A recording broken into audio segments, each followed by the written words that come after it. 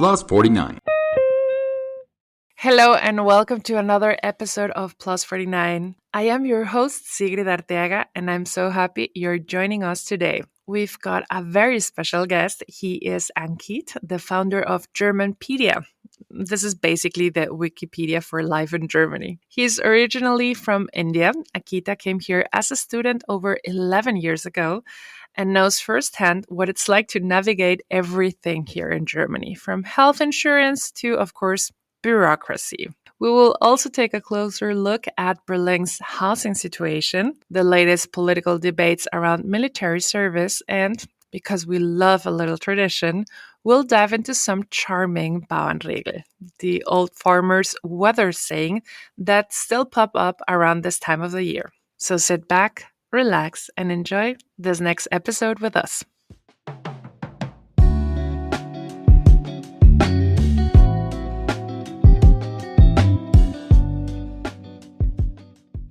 It is time to dive into this week's news and take a look at what's making headlines here in Berlin and, of course, across Germany. First up, Berlin's long-standing housing crisis might finally see a glimmer of hope.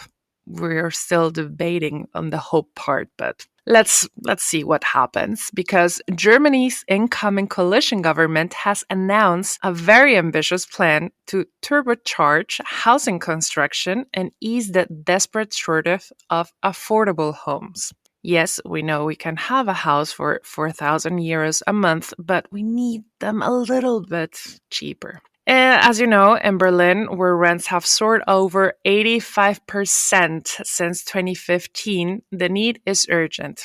You're not the only one who's looking for a new house. Trust me on that. Officials are eyeing new projects, including controversial plans to develop parts of the Tempelhofer Feld, the former airport that is turned to our very beloved green space. The idea is to build affordable apartments while preserving large areas of recreation and biodiversity. However, many Berliners are skeptical, fearing the loss of one of the city's most iconic open space. With 200,000 new residents expected by 2040, the pressure to build is stronger than ever. Meanwhile, Germany's armed forces, the Bundeswehr, are preparing for a different kind of future. After much debate, the incoming government has ruled out a return to compulsory military service. Instead, Germany will adopt a voluntary registration system, modeled after Sweden. 18-year-olds will soon receive a questionnaire assessing their fitness and willingness to serve. Those selected will be encouraged, but of course not forced, to join the military. This move aims to strengthen Germany's defense capacity without reintroducing conscription, which was suspended back in 2011. With housing challenges on the home front and military reforms on the way, it's clear that big changes are coming for Germany. Stay with us. We'll be back after this break with more.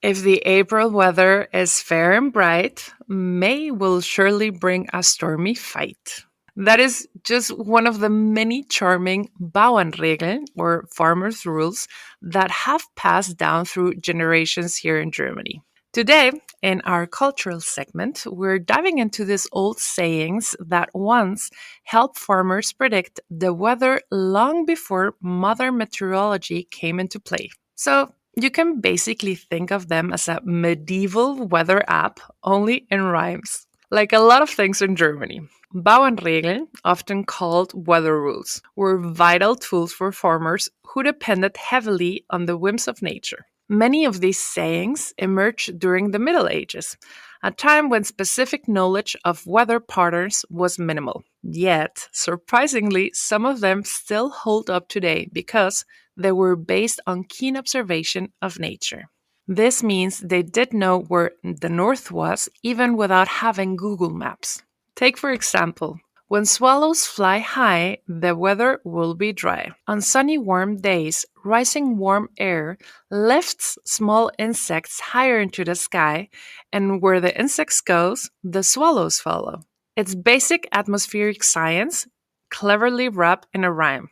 Or, if the weather vane spins twice around, a storm is coming to town. This one's rooted in the reality that gusty, changing winds often signal an approaching storm, long before the rain begins to fall. And one more. The wetter the sheep clouds in the sky, the longer the weather will stay dry. This little cumulus clouds, typical form in a stable, high pressure zones, mean sunny days ahead. Of course, not all Bauernregeln are created equally. Many are very region specific, reflecting weather patterns of certain areas. Plus, factors like the 1582 calendar reform and more recent climate change have shifted the accuracy of some of these old sayings. Still, there's something very charming about them, like little time capsules of rural wisdom, especially in spring. Bauernregeln pop up everywhere. April showers brings May flowers, or the local version of Bringt der April viel Regen, so deutet es auf Segen.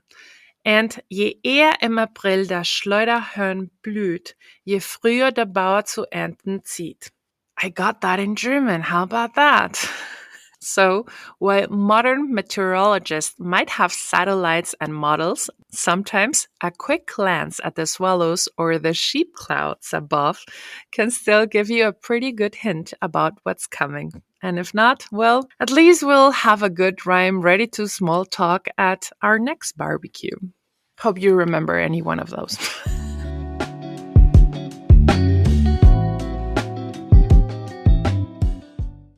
For every question we have about the life at this point, we go to Wikipedia. And we always question about life in general, and especially because it was an encyclopedia. I don't know how many of you are a little bit older that actually had books that were encyclopedias, but now we have Wikipedia. But life in Germany needs a Wikipedia of their own. And that's when the GermanPedia comes up. And with this, Ankit, who is the founder of this amazing GermanPedia. Hello. Hi, Secret. How are you? We're more than excited to have you here because I guess you have even more answers to our burning questions, or at least you have a better understanding since you're the GermanPedia. Yes, definitely. I'd be more than happy to answer all your questions and to explain more about GermanPedia. But let's start about your journey in Germany. How did you arrive in Germany? Where you come from? Sure. So I'm from India and I came to Germany as a student. I got to know that Germany offers free master courses to international students. And that was really interesting for me because 10 years ago, everyone was talking about going to the US or to the Canada for studies, at least in India. But knowing that in Germany, you get the world class education and for no cost, that was really cool and exciting. And this is how I came to Germany as a student 11 years ago. And yes, and I'm still here and now started my own company. So excited to be here. Congratulations. What is your company about? So, GermanPedia is basically aims to offer all the knowledge, tools, and services to the expats in an easy way that locals have. Yeah? So I know there are other platforms that are addressing the issues, but what I felt was when I was going on these platforms, they were covering a topic not in very depth. So they were just scratching the surface. And this is something I felt is missing. And that's where GermanPedia comes in, that we dive deep into a topic. We look for the tools that user need in those topic areas. We create them and we also look for experts who can help users navigating those areas. For example, buying a house or filing your tax returns or insurances and so on. Can we talk a little bit more about, so the user comes into Germanpedia and they have a question about, as you were saying, insurance, and they want to go then a little bit deeper. Is the service free? Is it, how can a user normally access to the tools that you're giving? Yes, so All our services are for free. Mostly, we have well written guides that users can read. And we have also created books on certain topics, which we think needed a proper explanation in a structured way. So we have books on health insurance, which is the biggest topic in Germany. Then we have real estate, how user can buy it. And there are other books that are coming in. So all these resources are free, the guides. The tools, they are like to help you decide, for example, to help you decide which health insurance you should get. Should you get public? Should you get private? And why? So we have created a tool where user can answer some of the questions, and then the tool tells them which health insurance is good for them and why. So it's a free tool users can use. Similarly, we have other tools like creating a letter, creating a rental contract, and so on. So these services are free, like I said. On top of it, we have also partnered with experts like insurance brokers, tax advisors, who also offer or give advice. So of course, different partners have different way to charge customers. Some offer free initial advice, some charge for it, and so on. So it's a mix. But most of the content on Germanpedia is free. What is your favorite topic? So my favorite topic, it's actually every topic is interesting for me because the more I read about the topic, the more I get to know about Germany. And being here in 11 for 11 years, I still find so many new things. And I wonder and ask myself, what if I would have known this 10 years ago? I would have made such different decisions. So right now, let's just take health insurance as my favorite topic. You were just saying that if you knew about this 10 years ago, you would have made something different. What example would you give us there? One example would be the decision of taking an health insurance. So I would have went for private health insurance. So I'm not saying that public is bad. As compared to other countries, German healthcare system is top notch. It's just now comparing two top notch systems against one another. So I would have decided to go with private if, yeah, I knew 10 years ago. Another decision would be my rights. So, so there are so many rights that you have and you can exercise in Germany that at least I didn't get to when I was in India, or I didn't know about them. Yes, so that would be that would be the changes I would have made.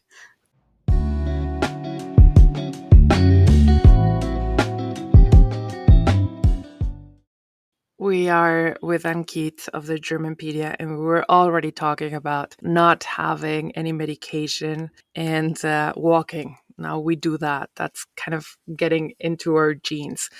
What are other things that you have realized now that you've been 11 years in Germany and kind of thought like, oh, so I'm getting that German?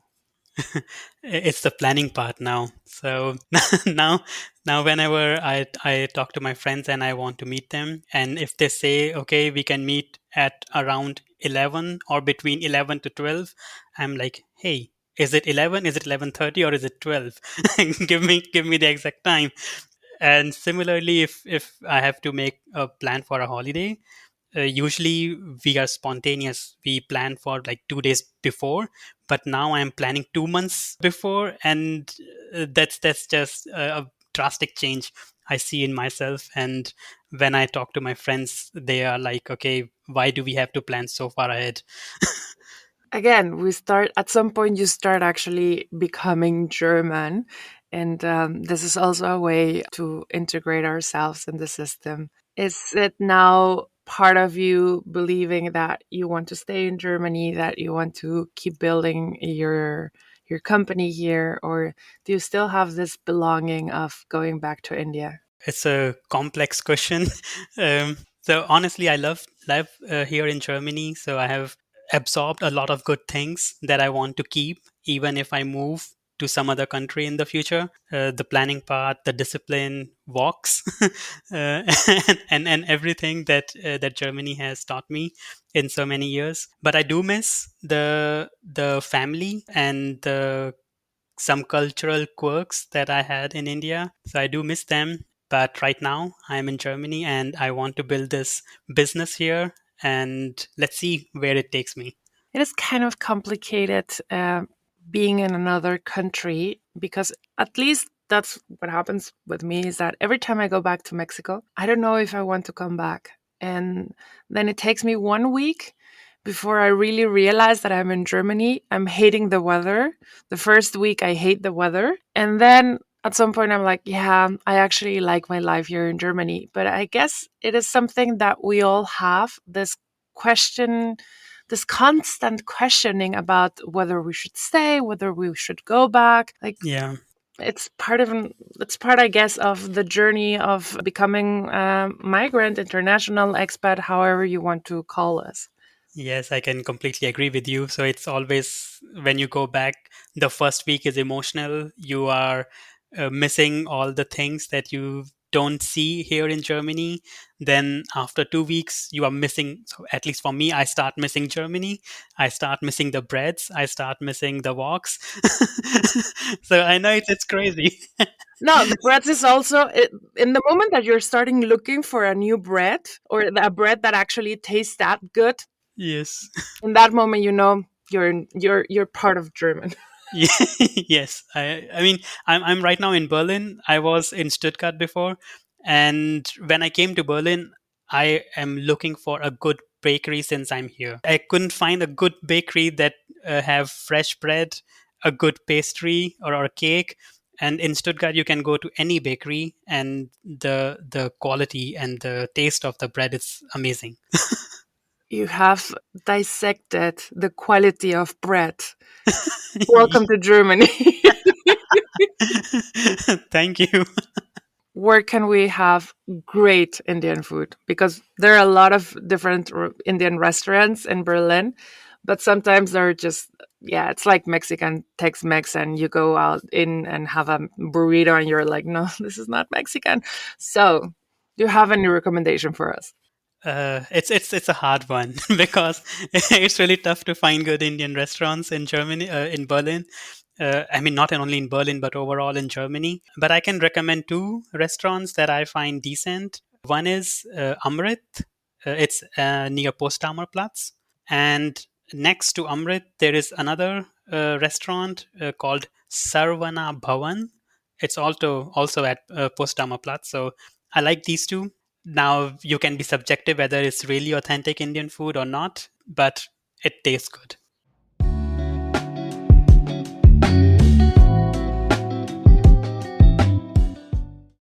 This is our last segment with Ankit from the GermanPedia, and we were just talking before the music break about the rights we have and what maybe a lot of us don't really know.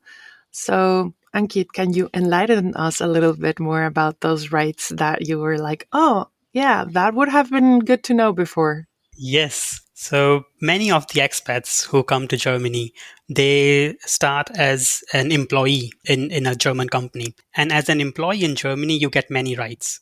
So the employer cannot fire you. So you don't have to be scared to to give your opinion to your boss or to say no to your boss because the boss cannot fire you. You are protected by the German labor law. Then for the women who are on maternity leaves, they are also protected. You have severance pays. So if someone wants to fire you, you have the right to get a severance pay from your employer. And similarly, there's so many rights. And not only that, there are also organizations who support you for free to understand your rights and to demand those rights from the employer. That is very good to know, and especially one thing that you were saying that you can say no to your boss. This is very weird, I guess, for a lot of expats, at least Latin Americans. You would never say no to your boss. Probably the same thing in India, right? Yes, yes, it's the same. If you say no, it's either you're fired or you won't get the promotion or whatever. Exactly. What was another cultural shock that you had when you arrived here? It was the sick leave. So in India, you have like fixed number of sick leaves. And when I came to Germany, I got to know, hey, you have unlimited sick leaves. You are sick, just sit at home, rest. Once you are good, then come back. And that was such a shock for me because in India, you just get a medicine and you keep working.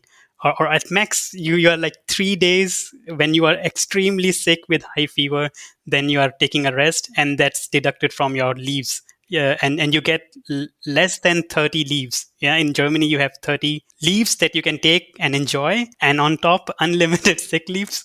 But that's not the case in other parts of the world. Which is so weird because we do believe that when you're sick, you just take something and go to work. And here it's like, oh no, you can actually go to a doctor, and let's not kid ourselves because he will probably just prescribe you some tea and rest.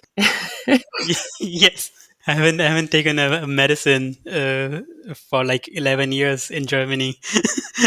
But now the body get used to it, right?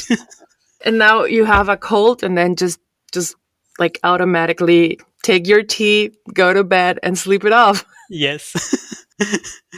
Those are the little things that do change a lot when you arrive in Germany. Also, the whole walking thing. We had last week someone saying that, oh, in Germany, they do walk like very, very fast.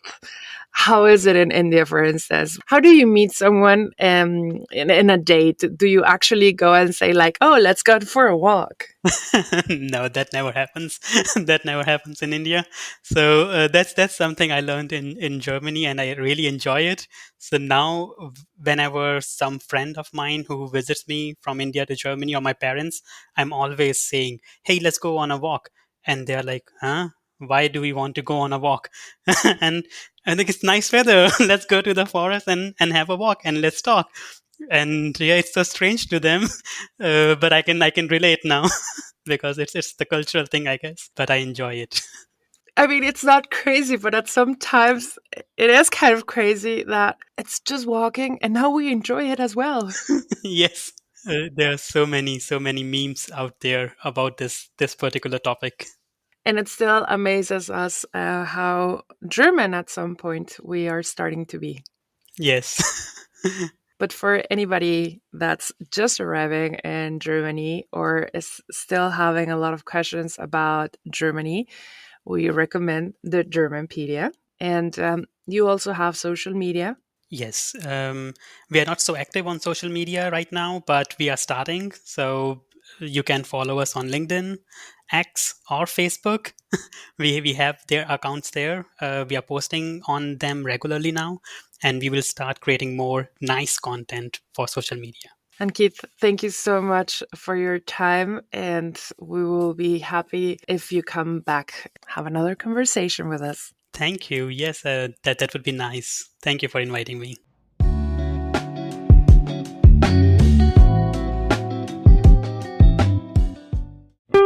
Plus 49. Ask a German. When I came to Germany, I was a bit shocked. Like everything closes at 8, and on Sunday everything is closed because in other countries it's like if you have a weekend, then all the shops are open because people can go out and they can shop and they can enjoy. But in Germany, it's like okay, it's a holiday. It's a holiday for everyone. If you want to shop, take a holiday from your office and go shop. So so that's a bit a cultural shock for me, and I always wanted to ask why do the shops close on a Sunday? And even why are they closed at 8? So why can't they open till 12 or 11? I've actually wondered this myself before. Particularly in Bavaria, all shops close at the latest by 8 p.m. and some even a bit earlier. And as you said, on weekends, many stores shut their doors as early as the late afternoon. But why is that? Don't they waste valuable sales time by limiting their hours? Well, the answer to this has a bit of everything. Basically, it lies in a combination of cultural norms, historical practices, and legal regulations. First and foremost, Germany has a strong tradition of valuing work-life balance. The concept of Feierabend, which translates to evening celebration, emphasizes the importance of finishing work on time to enjoy personal time with family and friends. This cultural attitude extends to shop owners and employees alike, who often prioritize their personal lives over extended working hours. As a result, many retailers choose to close their shops early to allow staff to return home and enjoy some time at home after a long day or week. Additionally, historical factors play a significant role in shaping store hours. After World War II, Germany underwent significant economic changes that influenced how businesses operated. Many small businesses emerged during this period, and these family-run shops often adopted shorter operating hours that aligned with traditional values. Over time, these practices became ingrained in the culture of retail, especially in regions like Bavaria, which is still very culture-orientated. Legal regulations also contribute to the limited shopping hours. In Germany, there are strict laws governing shop opening times, known as Ladenschlussgesetz or store closing law. This includes, for instance, the so-called Sonntagsruhe, making Sundays an official resting day for over 100 years now. While these laws have been relaxed somewhat in recent years, allowing for longer hours on weekdays, the general trend still favors earlier closing times compared to other countries.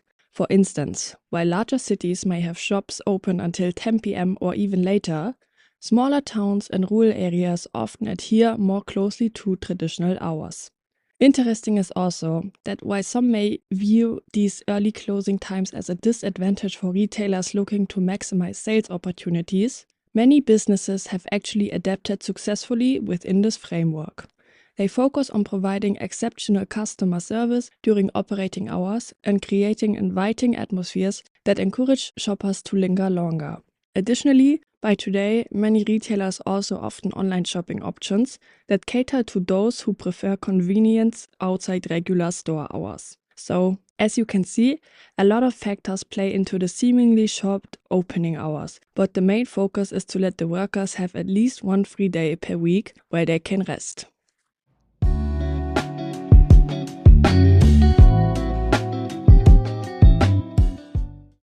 That is a wrap for today's episode here on Plus 49. A big thank you to Ankit from GermanPedia for sharing his journey and all those invaluable tips about German life. And of course, thank you, Marlene. And thank you for tuning in. Whether you're new to Germany, maybe a seasonal local, or just curious about the quirks of expat here, thank you so much for coming. We'll be back next week with more stories, insider tips, and a fresh look at what's happening here in Berlin and beyond. Until then, stay curious, stay open, and maybe take a little Bauernregel advice to heart. If April showers come, brighter days aren't far behind. Hasta la próxima.